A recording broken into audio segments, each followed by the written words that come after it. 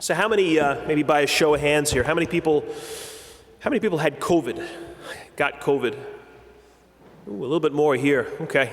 Yeah, I did too. The other masses, it was not as many. I got it in January, and it was never really too bad. I have a cup of headache for a couple of days, that was it, never a fever or anything.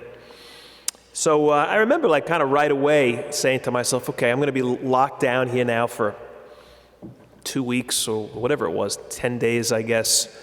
And I'm really not feeling that bad. So let me be productive during this period. And I knew what I needed to do. It was kind of three things that I wanted to focus on. One was to just read more. There's a bunch of books that I'm always thinking I should be reading, and I never really get to. So reading more, praying more, could always do more of that. And I'm taking guitar lessons, and I figured, let me just practice more. Again, I got all this time, nobody's gonna be around. So read, pray, and practice. That was kind of my plan. But I really just watched a lot of TV, in all honesty. I really kind of failed in all three categories.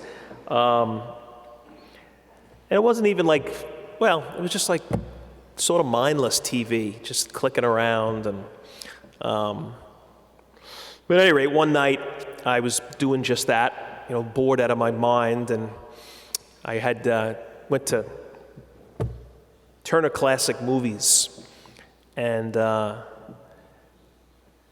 were advertising that it was this Lee Marvin marathon.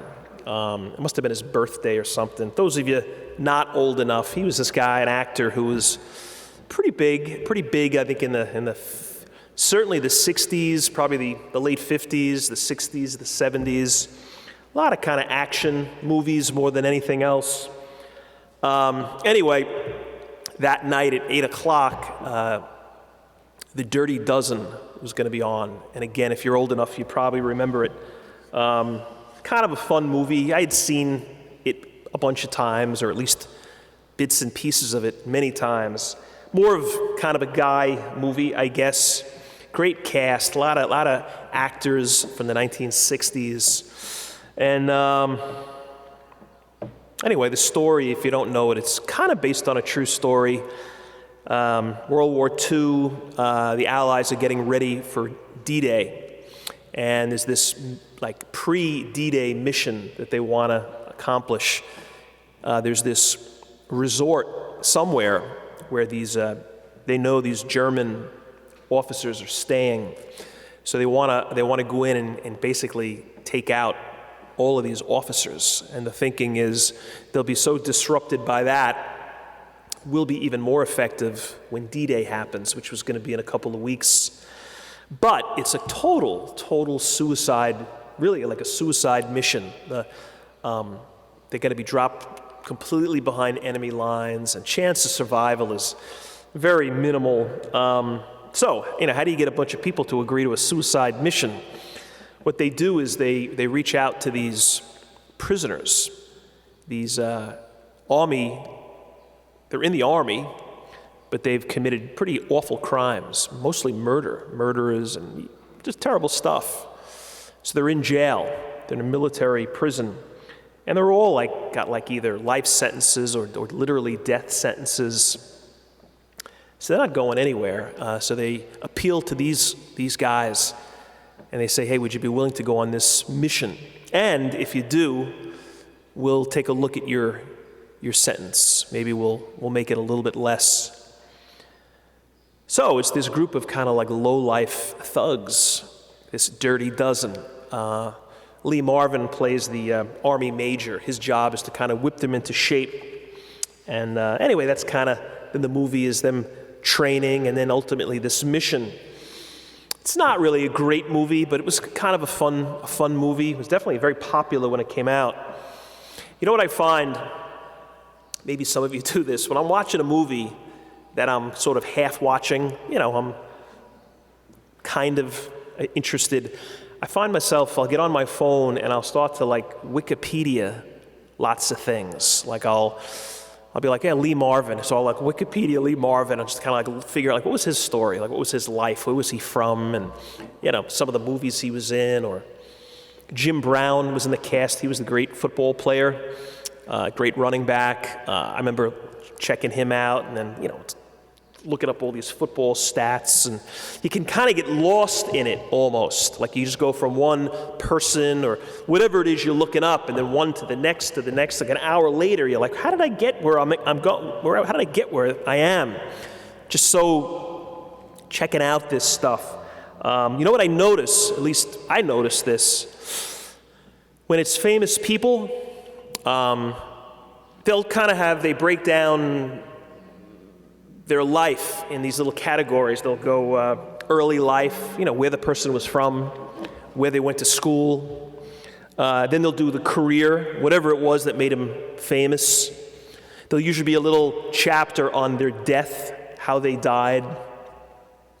If it's an actor, it'd be like the filmography, the list of movies they made. If it was an athlete, it's, the Super Bowls they were in, the records, their stats.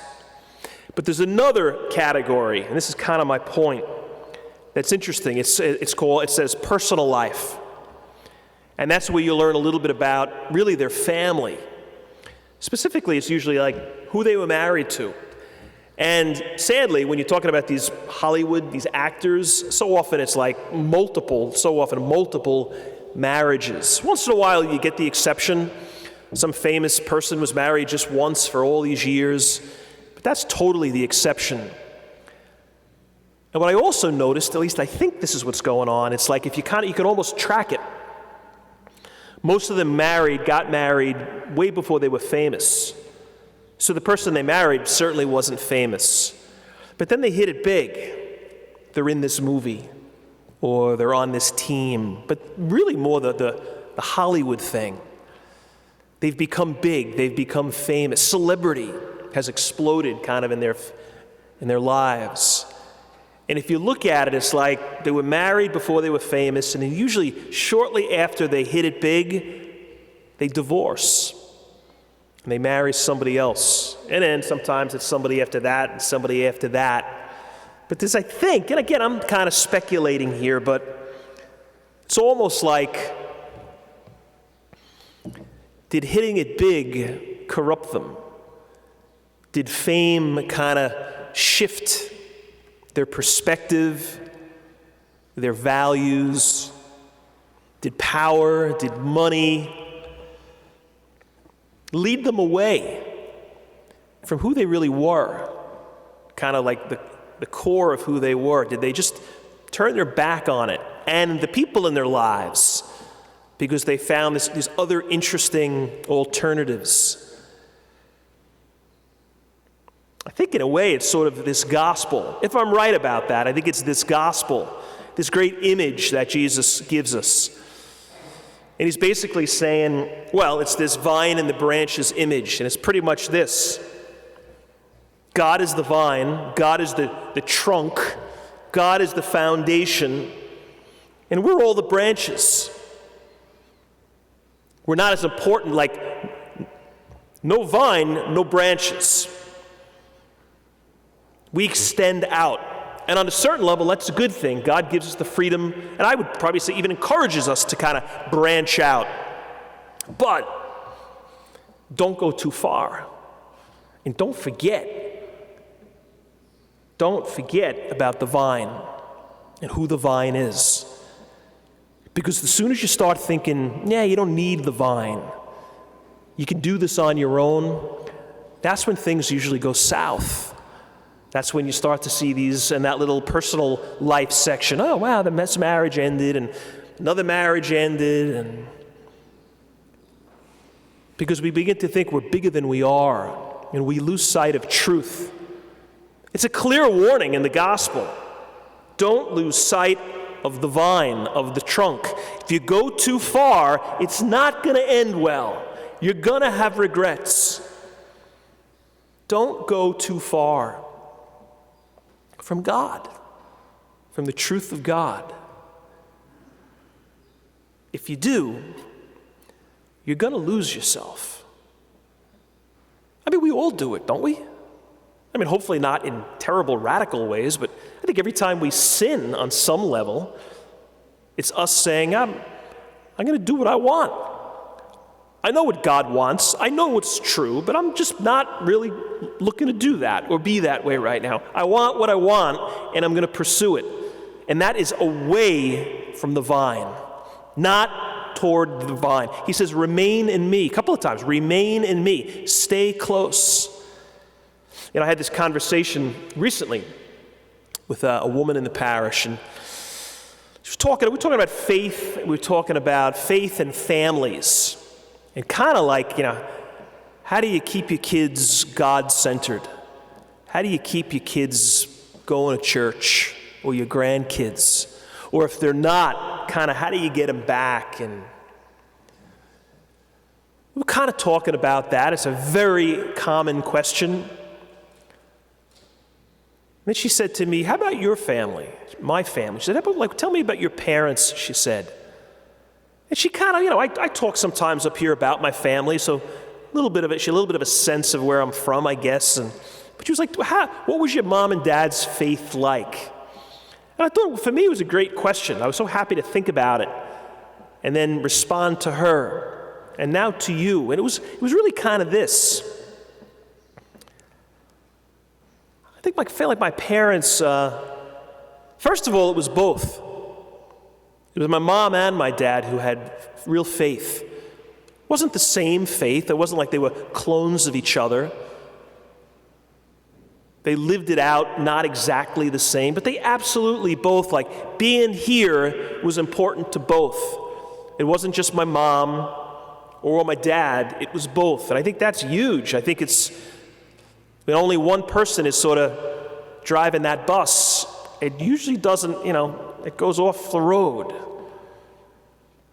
So one thing was just both were there. And the other thing was they were kind of balanced. It wasn't constant God talk. But sometimes we can get God crazy. You ever meet people like that? It's enough. All they talk about is God. How about some balance, right? Everything doesn't have to be about church. Everything doesn't have to be about God. And I just feel they were that way. They were balanced. It wasn't over the top. And here's the last thing. They were ridiculously consistent. And what I mean by that is this. We never missed Mass. It just wasn't, it wasn't an option. It wasn't an option. And listen, I'm not saying I had the greatest family of all time, and I'm not saying that at all. I'm just describing mine. I'm telling you, they weren't perfect. I mean, no family was perfect. One family was perfect. Jesus, Mary, and Joseph. They got it right. They nailed it. Everybody since, we're all banged up. None of us does this. No families do it all right and all perfectly. So that's number one. I'm just telling you kind of my experience and what I think kind of worked. And this just idea that we had to be here. I got tickets to a Met game, and it's going to be, I guess a Met game wouldn't be on Sunday morning, but I got something that's going to make it impossible to be at Mass on Sunday morning. I was boom, and we went Saturday night. Or I got a job, and I'm working over at the mall. Great. Well, one way or another, you got to get to Mass. You can't, working at Abercrombie isn't going to get you to heaven. You got to figure it out. You got to find an hour somewhere between Saturday night and Sunday night. And anyway, it was just vacations. It just wasn't. It seems to me when you create excuses to not be here, when we do that, it's we kick the door open a little bit. And inevitably, we just kick it open wider because we just come up with more excuses. And I'm very grateful that wasn't an option. I mean, hey, at a certain point, we were adults, my parents were gonna make us go. But for a lot of years, we didn't really have a choice. And I look back at now, when I was 15, it was sort of a pain. But as an adult, man, I'm grateful forever for exactly that. I think what my parents did, their action, it was sort of this gospel. It was like, hey, listen, you can't go too far from Jesus. You can't branch out too far. So, we always got to be nearby. We always got to be at Mass. And they didn't even say that. It was just it was their actions expressed it.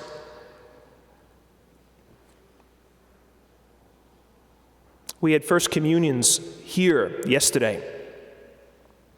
Kids from the school, and it was just great. Our First Communion's the best. I love them. Everybody loves them. The kids are just so crazy cute, and the girls and their dresses, and the boys are their shirts are hanging out. The Mass hasn't even started, and their shirts are hanging out under their they're so cute, and they're so open to kind of hearing what you got to say. The parents are so proud. Grandparents are beaming. It's just the church at its best in some respects. But you know what's tough about First Communions? From my perspective, preaching about it. How do you tell a 7-year-old about transubstantiation? How do you tell a 7-year-old, the body and there's bread and the wine and the body, but it's we're adults and we have a tough time with it. So trying to be creative and understandable. I remember a couple of years ago, I had a First Communion, and I started to talk to the kids, and I said to them, hey, do any of you guys know what an EpiPen is, or an EpiPen is? Boom, every hand went up, they all knew. I couldn't believe it. And I guess they all had classmates or a sibling or whatever who have allergies, serious allergies. So you keep this pen by you in case peanut allergy or whatever it is. That could be horribly serious. And God forbid you come, that happens, this helps you, this calms the reaction. Could save your life. So the point I said to these kids was, I think Jesus is sort of the ultimate EpiPen. It's you need him. You need him by your side. You can't go we're crazy to go anywhere without him. If you've got an allergy, you can't forget the EpiPen. You got to bring it with you. Because terrible stuff could happen if it's not nearby. Same thing with Jesus. Okay, my throat's not going to close up if I miss Mass on a Sunday, and I'm not going to break out in hives if I don't say my prayers tonight. But over time, consistently distancing myself from him, not good things are going to happen.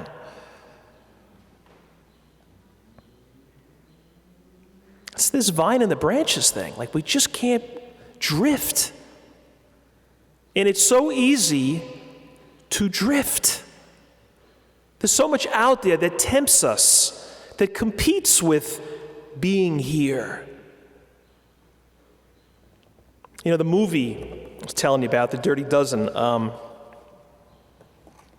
kind of interesting. One of the things I did like about it, watching the whole thing this time, was there's kind of some redemption in it. These guys were terrible. This Dirty Dozen, they were horrible, kind of ugly people.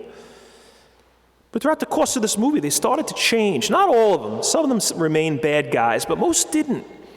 Most started to become less self-absorbed.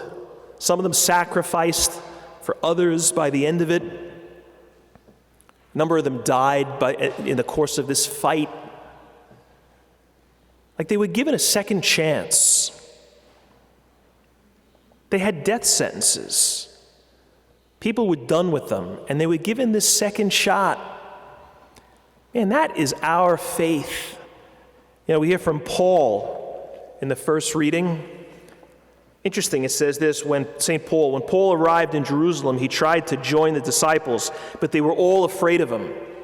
You bet they were afraid of him, for good reason. Because he was terrorizing them. He was persecuting them. He was a nightmare. He was like the Dirty Dozen character. And that's the one. He's the one that God chooses. Man, of all the people out there that God could have said, I need you to become one of my great leaders, he picks this guy with that record, with that past. He gives him a second shot, and he becomes a hero legend saint. And he was a terrible guy in chapter 1. I mean, that's the way God is. We do drift. We do branch too far. Man, but there is always the opportunity back. I was watching this interview an old interview now with Johnny Cash.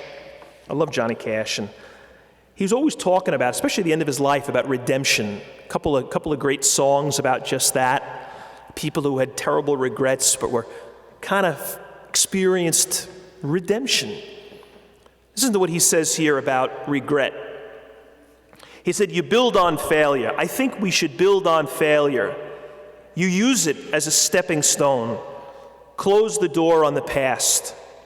You don't try to forget the mistakes, but you also don't dwell on them. You don't let it have any of your energy or any of your time or any of your space. Don't let it define you. And return to the vine." Return to the vine. It's this gospel.